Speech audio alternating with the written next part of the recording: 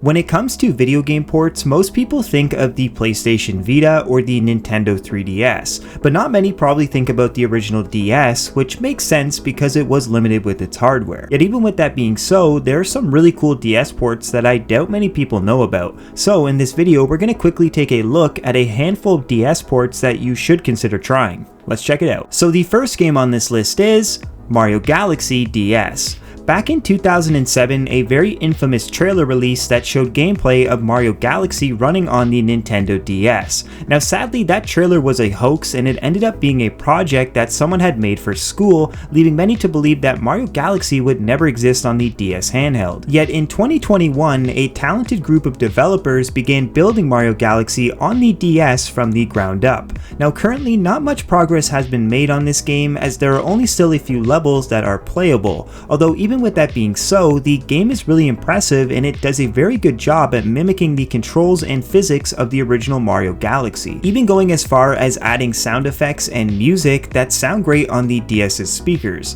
Overall, this is a super cool game to see on the system, and it makes you wonder what Nintendo could have done with the Galaxy series had it come to the Nintendo DS. And so moving along, the next game is Aperture Science DS. This is a homebrew version of the popular Portal game series that has been compressed into 14 levels. Along with this, the game also includes a level editor that is heavily inspired by the one in Portal 2. Also, it's worth noting that the game features a very solid control scheme and it makes excellent use of the DS's touchscreen to aim around. The gameplay is exactly what you'd expect as players have to solve puzzles by using the Portal gun while moving to different locations. Overall, Aperture Science DS is a very impressive looking port, and it runs smoothly, which is quite crazy considering it was developed by one individual in a 2013 coding competition. So if you enjoy the Portal series and you want to see an all-around impressive DS port, be sure to check this one out. And so the next game is Celeste Classic DS.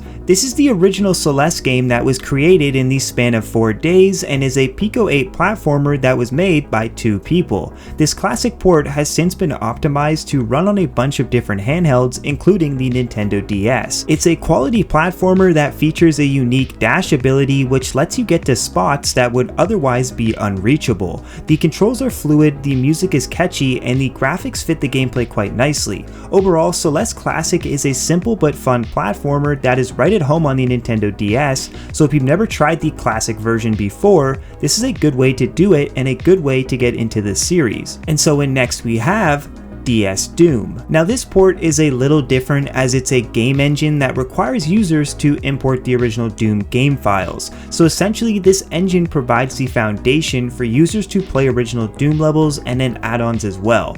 Also, the engine allows for multiplayer sessions over network play using the DS's Wi-Fi.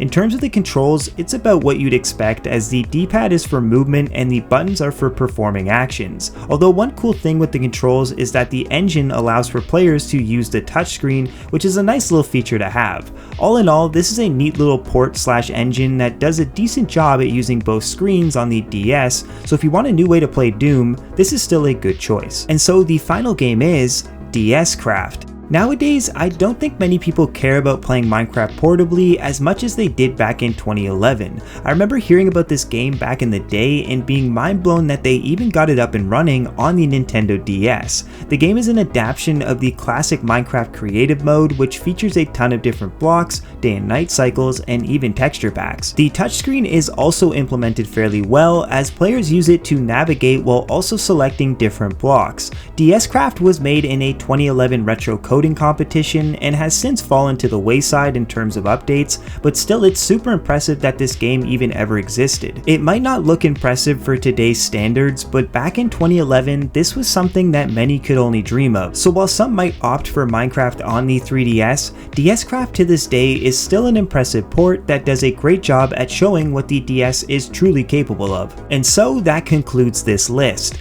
I've been recently playing a good amount of DS and 3DS homebrew, and I've been been discovering a lot of new titles that I somehow never knew existed, although of course I'm sure I've missed a few solid DS ports in this video, so if you have any favorites to recommend, let me know down in the comments. I plan on making a few more videos centered around homebrew, but honestly I don't really know what I'll do next, so for the meantime I'm just creating content for whatever interests me.